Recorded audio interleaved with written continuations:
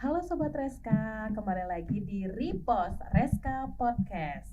Wah, senang sekali ya rasanya kita berjumpa bersama saya Sri Wahyuni dan rekan saya. Halo, saya Dewi Narayukti. Nah, mungkin teman-teman pada tanya nih, kok tumben ya guru-guru yang jadi hostnya? Ya betul sekali Sri, pasti sahabat Reska kita semua merasa heran dan juga merasa bertanya-tanya kenapa sih tumben guru yang menjadi hostnya. Tentu saja Sri, bagaimana tidak, karena pada episode kita kali ini narasumber yang kita undang adalah narasumber yang amat sangat bisa kita kagumi. Nah, narasumber kita kali ini adalah narasumber yang sangat spesial. Siapa beliau Sri? Siapa ya kira-kira? Untuk itu langsung saja kita sambut Bapak Imade Bajagiarta SPD MPD. Selamat datang Bapak. Selamat datang Bapak. Terima kasih. Oke, sebelum memulai pertanyaan kita, saya ada pantun nih untuk Bapak. Nanti bilang cakep ya. Jatuh cinta karena takdir. Cakep. Putus cinta sedihlah hati. Cakep. Terima kasih sudah berkenan hadir Bapak PLT yang baik hati. Wah, bagus sekali Sri untuk pantunnya. Halo sahabat Reska. Nah, pasti kalian ingin kan mengenal beliau Bapak Made Bajagiarta lebih dalam lagi. Maka dari itu mari kita sama-sama menyaksikan podcast kita pada kali hari ini ya. Silahkan teman-teman sahabat Reska bisa mengambil segala motivasi, cerita inspiratif dari Bapak Made Bajagiarta. Nah, langsung saja ya Sri ya, bisa kita mulai. Bagaimana Bapak? Oke. Bisa kami mulai? Siap. Baik. Bapak, ini pertanyaan dari kami nih Bapak. Kami merasa kepo, mohon di-spill dong Bapak. Nah, bagaimana sih perjalanan pendidikan Bapak hingga Bapak bisa sampai saat ini Bapak? Terima kasih sudah diundang ya. Sebenarnya sebelum Tiang menjawab, puji syukur Tiang ada di posisi saat ini.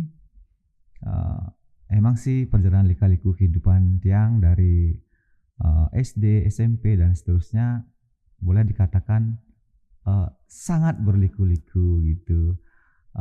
Jadi Tiang mungkin sedikit cerita karena Tiang adalah boleh dikatakan anak kampung gitu ya, dari Karangasem. Ketika SD mungkin sepatu nggak punya, jadi pakai sendal dan tanpa sendal pun udah biasa ke sekolah. Jadi jarak sekolah Tiang dengan waktu SD itu, rumah Tiang dengan SD itu paling sekitar ada 1-2 kilo. Yang setiap hari Tiang jalan tanpa ada motor dan lain sebagainya, itu Tiang tempuh setiap hari selama 6 tahun. Coba bayangkan, mungkin kalau kita dikalkulasi udah nempuh Jakarta ini. Itu ketika SD. Kemudian ketika SMP Tiang pindah dari kampung menuju ke Desa Kubu, di sana Tiang menetap. Ketika itu Tiang karena hidup di istilahnya numpang di rumah orang gitu. Jadi kalau diceritain sih gimana ya, masa lalu itu memang sebagai motivator untuk kita.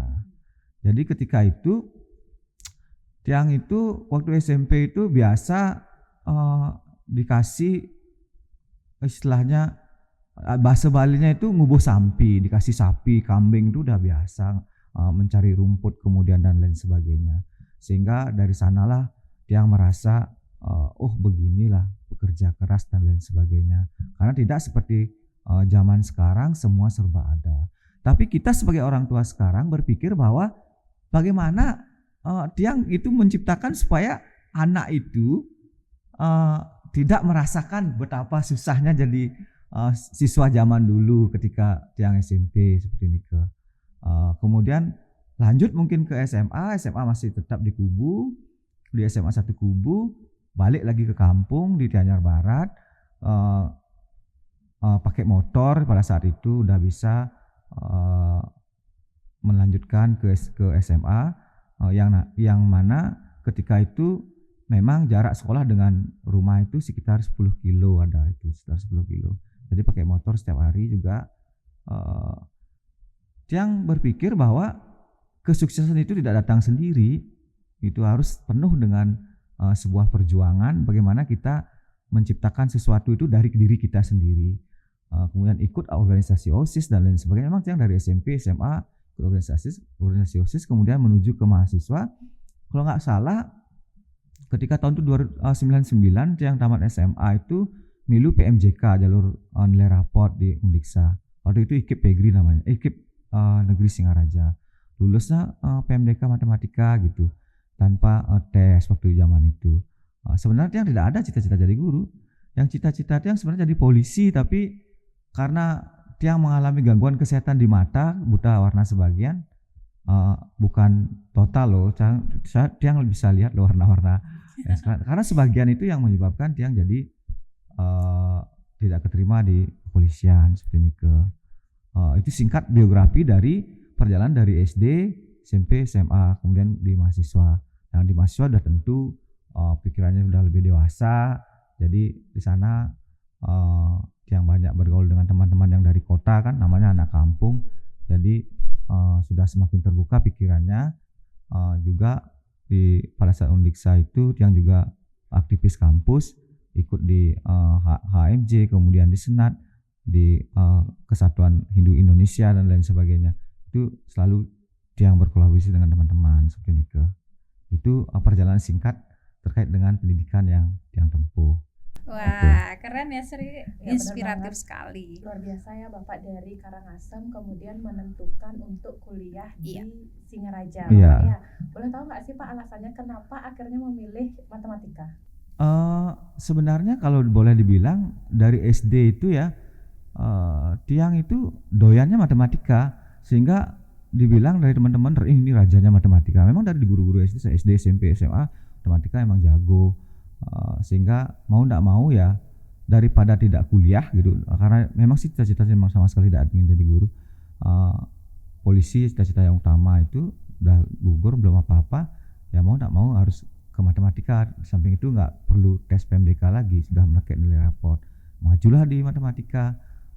Dan kemudian setelah jalani ya asik juga gitu, jadi tidak mundur lagi, maju terus sampai akhirnya bisa menyelesaikan dalam waktu 3,5 tahun gitu, karena waktu itu ada semester pendek juga. Kami bertiga tamat 3,5 tahun, Tiang sendiri, kemudian ada teman dari Karangasem, Puja Astawi, sudah kepala sekolah juga sekarang di SMA 2 Karangasem, Melapura. Kemudian ada pegawai bank lagi satu, Kadek Budiasu. Bertiga kami tamat 3,5 tahun gitu. Wah, luar biasa ya. Luar biasa ya. Yang biasanya kita kuliah itu 4 tahun, Iya. tapi Bapak bisa menyelesaikan dalam waktu 3,5 3,5 tahun. Wah, Itu keren sebuah banget. pencapaian yang patut kita banggakan ya Sri ya. Iya, benar Oke. banget. Nah, sekarang saya mau nanya lagi nih Pak. Kemudian selama akhirnya Bapak menjadi guru, kurang lebih udah berapa tahun nih Pak? Saya sebelumnya ketika mahasiswa sudah jadi guru, ketika Tiang begitu dinyatakan lulus yudisium, sudah mengajar di Triatmajaya Singaraja. Kalau nggak salah tahun 2003, sekitar paling 21 tahun udah jadi guru. 2005 tetapnya jadi PNS, sebelumnya sudah honor kemana-mana. Jadi ya boleh dikatakan sudah pengalamannya itu udah luar biasa, terutama nanti ketika barangkali ya, mungkin Tiang cerita sedikit bagaimana perjalanan Tiang ketika Tiang tamat dari Undiksa tahun 2003. Itu Tiang merantau ke Denpasar dengan bermodalkan 1 sepeda motor dan pakaian saja, tidak memodalkan apa-apa, dengan membawa ijazah kemana. Barangkali teman-teman yang baru tamat sekarang itu tidak susah Tiang deh untuk mencari pekerjaan dulu. Betapa susahnya mencari pekerjaan. Jadi ketika itu honor, masuk lamaran ke sini ditolak, masuk lamaran ke sini ditolak. Kemudian selama seminggu saya terluntang-luntung di Denpasar, tidak dapat pekerjaan apa-apa. Ngekos teman di Dalung, tinggalnya saya numpang di sana. Kemudian diusir sama tuan rumah karena nggak, ngapain Anda tidak ngekos di sini, tidur di sini, gitu bahasanya. Memang terbesit dalam benak saya, suatu saat nanti saya akan buktikan saya pasti akan mampu. Selalu kayak gitu. Itu adalah sebagai motivasi bagaimana Tiang itu memposisikan diri supaya hati ini tidak sedih, itu aja. Jadi kemana-mana ngelamar, ke sini ke sana, aduh ditolak terus, udah merasakan itu. Dan terakhir berlabuhlah Tiang di Raja Muna, di SMP Raja Muna. Di sana dijanjikan oleh staf yang ada di sana, oleh yayasannya bahwa Tiang akan dikontrak. Kalau nggak salah itu bulan Februari atau berapa.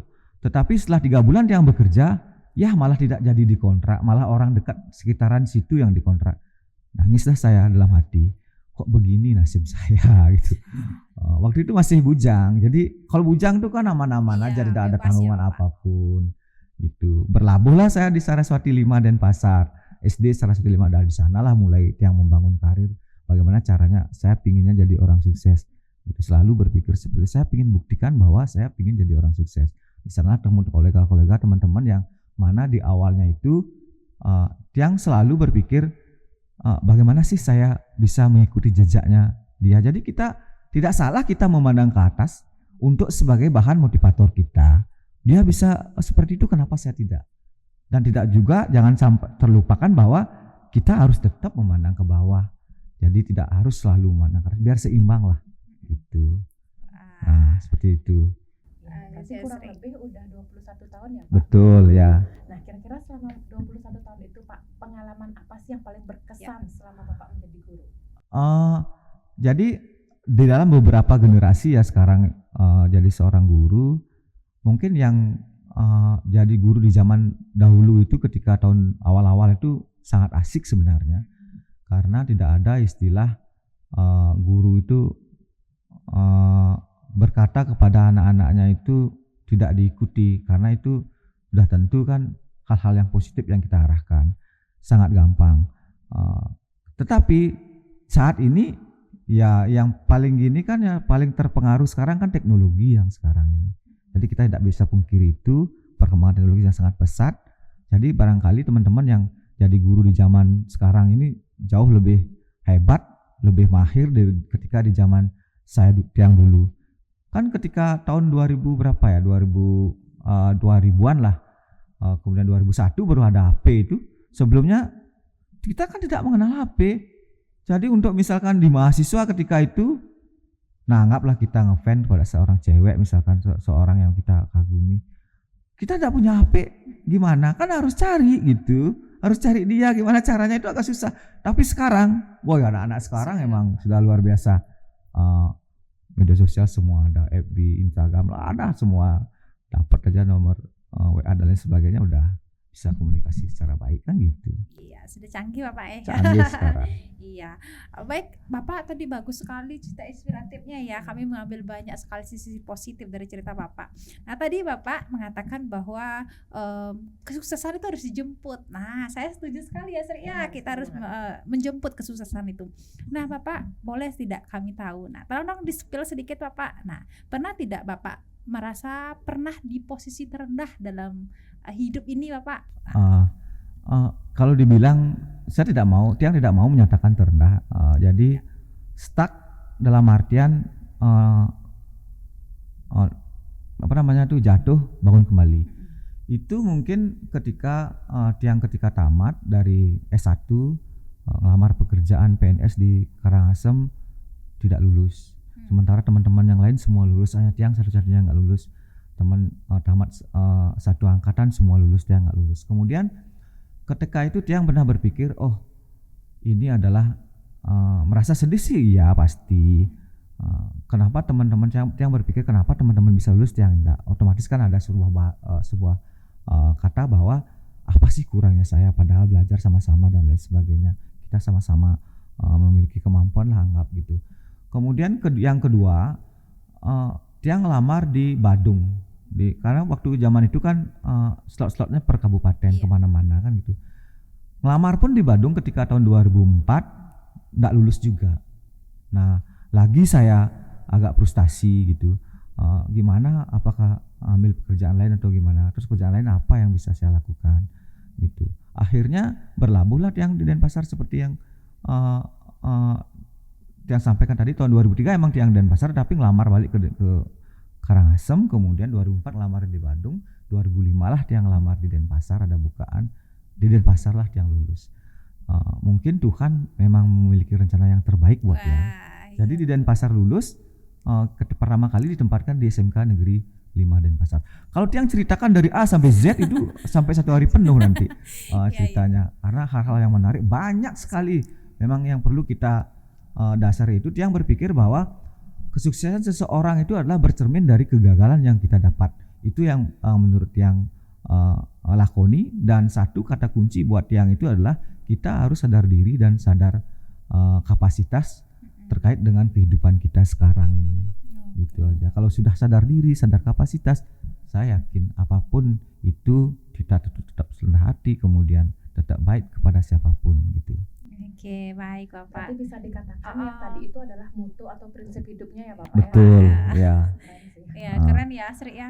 Baik Bapak, jadi tadi kan sempat gagal Bapak ya. Nah, kemudian Bapak bangkit lagi nih. Nah, bisa dibagi tidak Bapak tips triknya untuk bangkit lagi? Karena kan anak muda sekarang banyak yang gagal terus frustasi mereka. Nah, itu salah satu termasuk hal yang memang dari intrinsik kita dalam diri kita. Kita tidak bisa menggunakan faktor yang memang mempengaruhi dari luar. Dari diri kita sendiri itu intinya. Jadi kalau diri kita memang memiliki kemauan yang kuat untuk bangkit, ya itu pasti bangkit. Memang di anak zaman sekarang, teman-teman zaman sekarang, bahwa itu akan terpengaruh oleh faktor-faktor yang lain seperti keluarga, kemudian apalagi misalkan anak muda sangat gampang sekali putus asa. Terutama orang yang terdekat mungkin ya, anak muda sekarang kan misalkan punya pacar dan lain sebagainya. Kalau udah punya pacar mungkin maulah berubah atau gimana, itu kan tergantung diri kita sendiri yang akan menyikapi. Kalau Tiang sendiri sih balik lagi, semua kebahagiaan kita, penderitaan kita datang dari pikiran kita sendiri. Tiang sendiri ya termasuk istri, anak tidak bisa mempengaruhi. Jadi kalau bahagianya Tiang di mana, ya memposisikan dirilah untuk bahagia gitu. Jangan memposisikan diri karena faktor A, faktor B dan lain sebagainya kita membuat jadi tidak bahagia kan gitu. Wah, keren Sri. Nah, itulah sahabat Reska, anak muda sekarang. Ya, jadi jangan cepat merasa frustasi, gagal bangkit lagi seperti Bapak Made. Akhirnya Bapak berada di ujung puncak kesuksesan saat ini ya. Begitu ya Sri? Ya, Nah Bapak, ini mungkin juga teman-teman Reska juga mungkin kepo ya. Nah, dengan kisah percintaan Bapak tadi kan sudah karir nih, sudah banyak hal yang bisa kami ambil, kami petik. Nah, dari kisah percintaan nih Bapak, boleh kami tahu Bapak bagaimana kisah Bapak dengan sang istri? Mungkin dalam hal ini saya mungkin skip gimana perjalanan percintaan yang memang sih ala-ala dari zaman SMA, SMP, SMA. Mungkin yang ambil di pada saat ketika yang mahasiswa kan gitu. Ketika mahasiswa memang kita tidak pungkiri ya, mungkin teman-teman host ini saya yakin, seyakin-yakinnya pasti pernah jatuh cinta kan gitu. Itu kan manusia normal. Jadi ketika Tiang di kampus, barangkali karena mungkin Tiang anak desa gitu ya, melihat suasana kota, istilahnya tumben lah keluar kandang gitu. Jadi rasa itu memang pasti selalu ada. Yang paling berkesan buat Tiang itu adalah ketika misalkan gini, ketika kita pingin seseorang misalkan, dia memang kriteria saya sekali. Namun kita tetap masih berpikir melihat diri kita ini, posisi kita ini seperti apa gitu. Karena ini kejadian pada diri Tiang sendiri. Jadi ketika Tiang di semester 1 atau semester 2 itu ngefans terhadap seseorang itu yang letaknya di sekitar kita itu ya, saya skip di sekitar kita, tinggal di sekitar kita, hanya bisa melihat dia itu. Setiap lewat kita hanya sekedar menyapa, tetapi sapaan kita tidak dihiraukan. Sakit hati sih ya gitu. Sakit hati enggak? Sakit ya. Ketika kita berpikir gimana caranya sih biar bisa komunikasi sama dia gitu. Sementara dianya ya anggaplah dia itu orang kota, sosialita, kemudian udah dibilang dikatakanlah kaya lah gitu. Artinya cantik, pokoknya sempurna lah. Ini sebenarnya ini cerita yang memang realita loh. Realita sekali. Sebelum bagaimana dia mengkondisikan diri ketemu sama pasangan hidup dia yang sekarang. Itu skipnya, itu pembelajaran buat kita. Namun semestinya kita itu walaupun dalam kondisi apapun itu mestinya maju terus seharusnya. Tiang itu mundur. Kenapa Tiang mundur? Karena Tiang merasa diri tidak mampu, bagaikan pungguk menundukkan bulan, kan gitu. Jadi tidak mungkin lah. Tapi kalau Tiang maju itu pasti akan ditolak gitu, pasti itu karena sudah sadar diri. Bahkan Tiang bilang sadar diri, sadar kapasitas, seperti yang Tiang sampaikan. Sehingga Tiang ngefansnya ke dia itu sampai sekarang pun nggak tahu gitu, nggak tahu bahwa cewek wanita yang saya fan itu dari awal itu, ketika dari sana itu dia emang fannya banyak sekali, fan gelap lah. Itu nggak tahu gitu. Kemudian singkat cerita, Tiang bersama teman satu kos perjuangan 3 orang. Singkat cerita Tiang sering main ke rumahnya, jatuh cintalah Tiang kepada adiknya gitu. Sehingga jadilah istri saya sekarang. Sama adiknya yang memang waktu itu masih SMA. Tiang semester 1, adiknya baru SMA. Tapi tidak langsung jadi waktu itu. Ketika dia sudah tamat SMA baru jadi. Dari awal sudah ada feeling gitu, tapi cuma karena kita berjauhan jadi tidak ada komunikasi. Ketika Tiang tamat, istri saya sekarang juga dia tamat D1 Awareness, saya tamat kuliah, ketemulah lagi di sana kah, balik lagi yang chemistry yang awal tuh muncul seperti itu. Akhirnya jadilah. Wow, ternyata dapat adiknya nih yang sekarang merupakan istri Bapak ya Pak ya. Ya Sekarang betul. Guru juga ya Bapak istrinya. Guru P3K di SMP 3 Bensma. Kemarin sebelumnya sih kepala sekolah SD Persanti beliau. Cuma karena Tiang memiliki program anak yang ketiga, Tiang berhentikan di sana, suruh ngelamar P3K ya, Tungkara lulus dari umum loh itu. Ketika itu masih zaman ada umum, dari umum masuk hanya satu-satunya dia sendiri yang lulus ya, bersyukurlah. Dan gimana ketika Tiang nikah itu kan cuma D1 tamat. Jadi ketika Tiang udah nikah sama Tiang yang menyekolahin S1-nya, Tiang cover dari les privat dan lain sebagainya. Kemudian Tiang juga kuliah S2 waktu itu. Jadi sekalian istri saya tamat S1, Tiang tamat S2 gitu. Jadi berbarengan. Gitu. Saya terkesima melihat perjalanan cinta dari Iya, Bapak kita bisa PLT membayangkan kita. ya. Makanya tadi heboh banget ternyata yang menjadi istrinya adalah ya sosok yang ditemui juga di di Singaraja berarti Bapak ya, lokasinya ya? Bukan, di Sibang, di Badung. Artinya Tiang kan sering main ke rumah sahabat Tiang satu kos, ketemulah sama dia. Kita memang jauh tidak pernah ketemu, dan terakhir setelah tamat lagi main-main ke rumahnya ya, kita ketemu ya di sanalah komunikasi. Kan ketika itu kan sudah ada HP. Iya. Jadi tahun 2005 itu udah ada HP, lebih gampang. Sebelumnya itu ketika Tiang nguber-nguber fan Tiang itu waktu di Singaraja di sekitar itu belum ada HP. Kalau ada HP mungkin sudah lebih mudah ya Pak. mudah mendapatkannya. Tapi intinya nggak dapat gitu. Ya. Kan tentang kehidupan pribadi Bapak sudah, bahkan tentang percintaan juga sudah di-spill nih teman-teman. Nah sekarang saya pengen nanya nih, kesan Bapak menjadi PLT nih di SMK Negeri 2 Denpasar gimana nih Pak kesannya? Kalau Tiang kurang lebih berapa bulan ya, 6 bulan dah jalan ya. 6 bulan ini SK yang ketiga diperpanjang untuk ke 9 bulan. Tiang merasa bersyukur, merasa berterima kasih kepada keluarga besar SMK Negeri 2 Denpasar, menerima Tiang dengan sangat terbuka, dengan sangat baik, dengan sangat ya boleh dikatakan Tiang tuh merasa kekeluargaan di sini tuh luar biasa lah. Terus terang Tiang sempat berpikir, tidak menyangka kalau teman-teman di sini sangat-sangat baik semua. Jadi tahu memposisikan diri bagaimana ketika kita bercanda, kemudian ketika kita serius, ketika kita formal, itu memang Tiang tidak bisa dalam suasana formal terus, nggak bisa Tiang. Apa sih artinya sebuah jabatan? Tuh anggap dia kepala sekolah, dia kepala satuan pendidikan dan sebagainya. Enggak, kita sama teman di sini semua, kecuali memang dalam suasana yang memang kita harus hormati kan gitu. Jadi intinya marilah kita tetap saling berkolaborasi dengan teman semua, nanti siapapun nanti jadi definitif. Saya ingin berkesan bahwa janganlah sampai lupakan Tiang di sini ke teman-teman semua. Suatu saat nanti kalau Tiang sudah tidak jadi PLT terus tidak dihargai, tidak seperti itu. Tiang tetap semuanya adalah sahabat kalau tiang main ke sini setidaknya ada yang nyapa gitu aja. Iya. Nanti kalau setelah selesai PLT tiang tinggalkan sekolah ini, tiang main ke sini nggak ada yang nyapa, itu yang buat sakit hati. Iya, Tuh. betul. Pak.